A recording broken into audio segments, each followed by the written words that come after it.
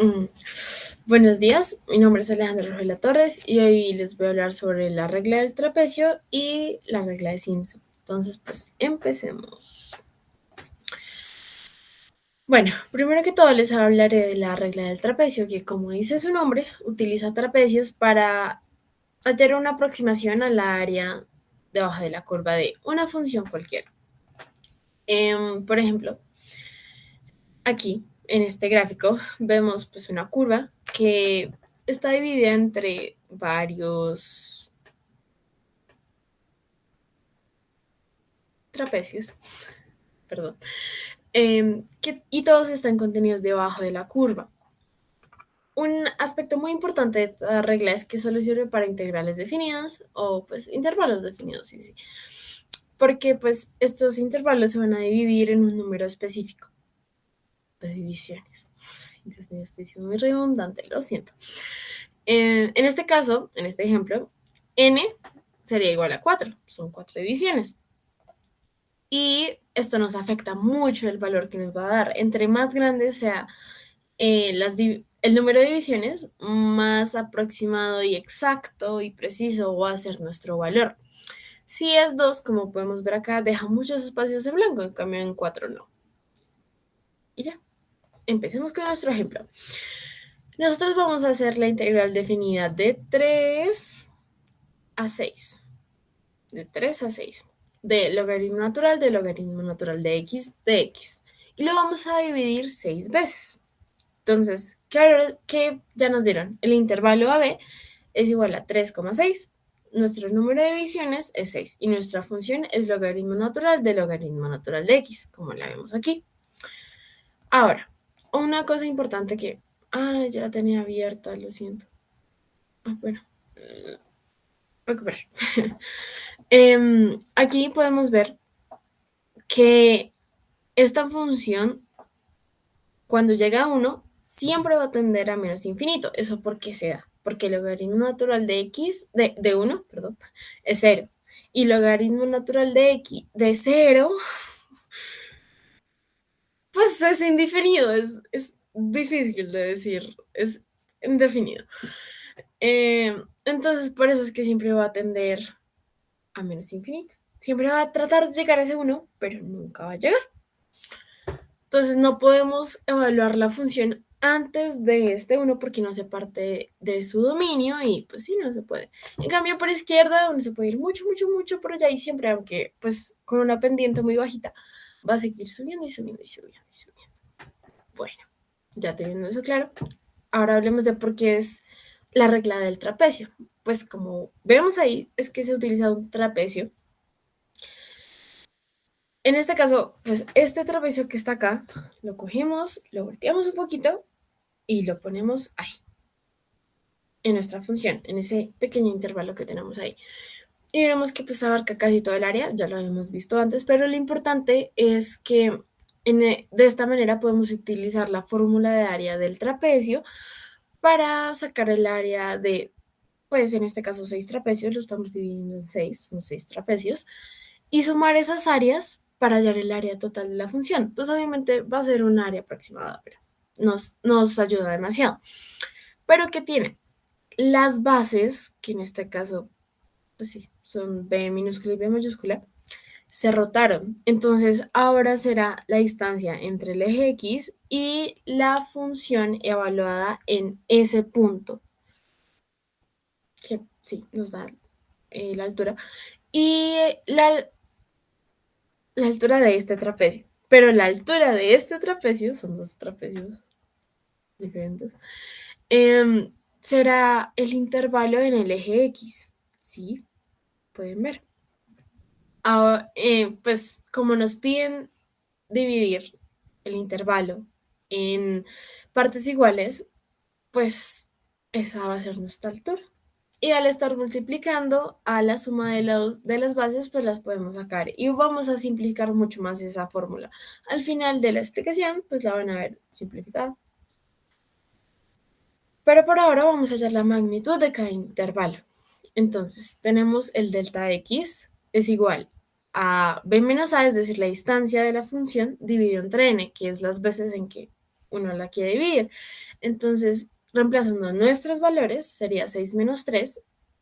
6 acá es nuestro intervalo, dividido entre el número de veces que queremos, pues, dividir el intervalo. Este es 6. Son 6 diferentes. Es el mismo número, pero significan cosas diferentes. Bueno, esto nos va a dar un medio y entonces por eso el intervalo va a ser de un medio y todos nuestros intervalos van a medir lo mismo. Y ya. Ahora, ya teniendo los intervalos, vamos a hallar las bases, ¿sí? La altura de nuestros trapecios.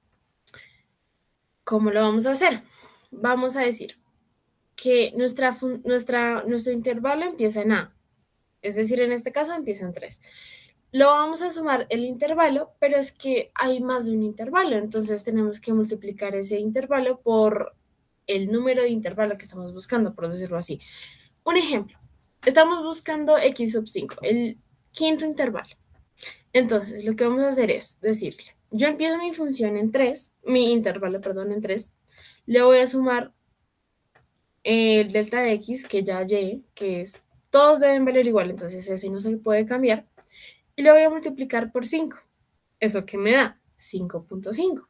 Y así me va a dar con todos, si, pues modificándola acá, vamos a ver que todos me dan igual, y podemos ver que discúlpenme,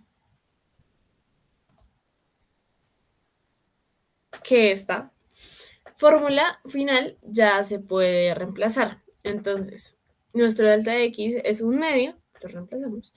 Nuestra A es 3, nuestra B es 6, nuestra N es 6 y ya podemos hallar el área, una aproximación al área de la curva.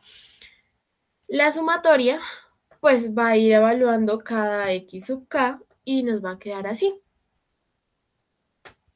Hallamos, pues por calculadores, un logaritmo natural del logaritmo natural. Sí, es bastante complejo, yo diría. Entonces, hallamos los valores, los multiplicamos por 2 los del centro, pues ya que son lados que se comparten, los de los extremos no, y eso nos va a dar 4.615. Lo multiplicamos por 1 sobre 4 y nos va a dar 1.15375. Es un valor aproximado al área.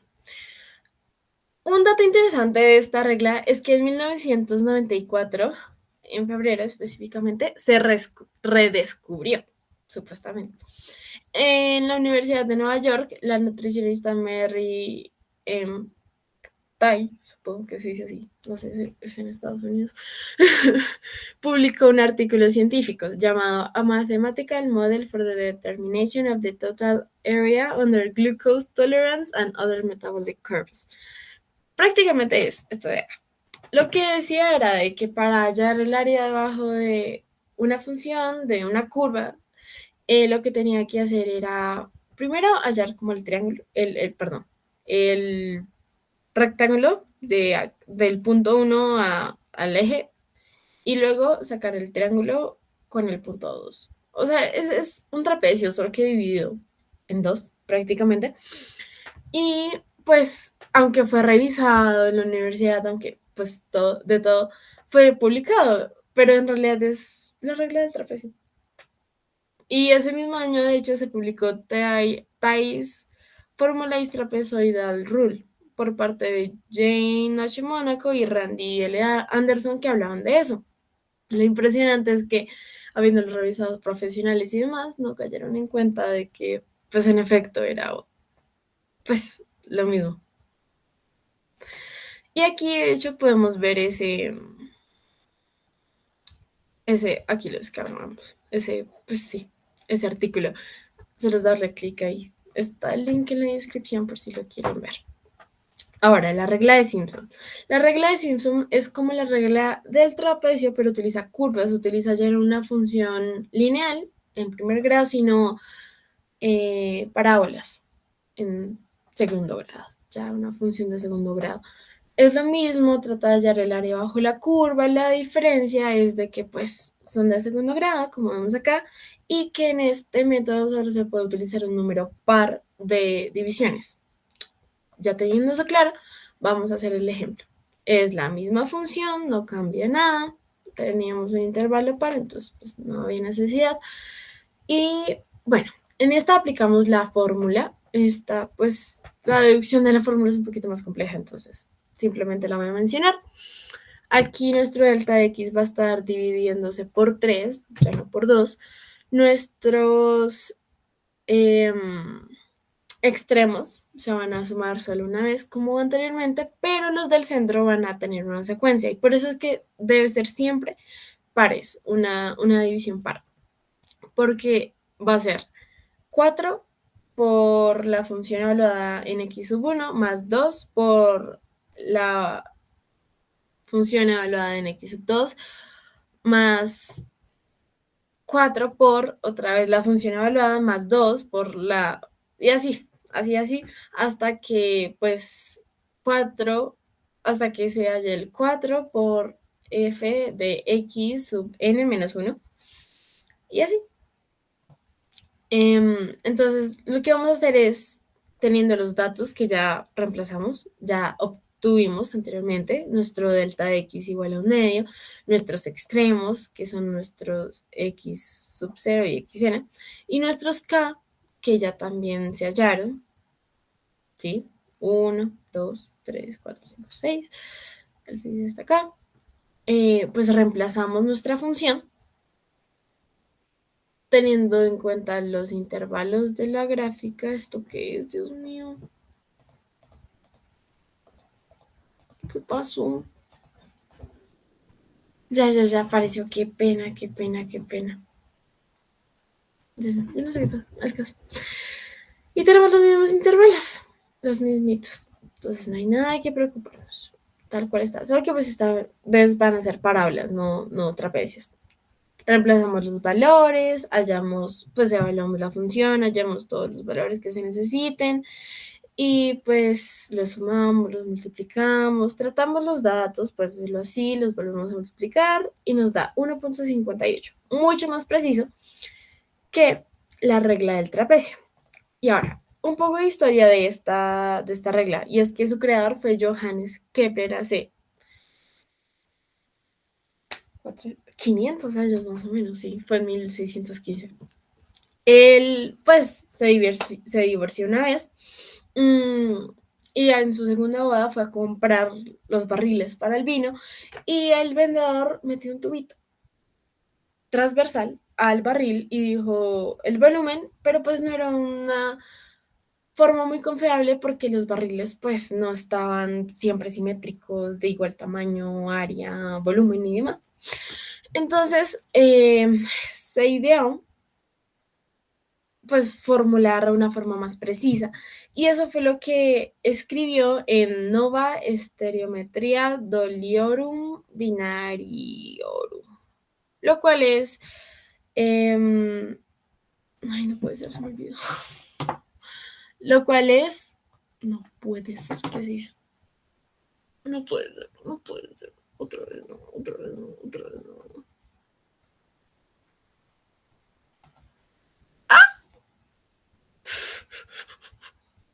Nuevo cálculo del contenido de un barril de vino.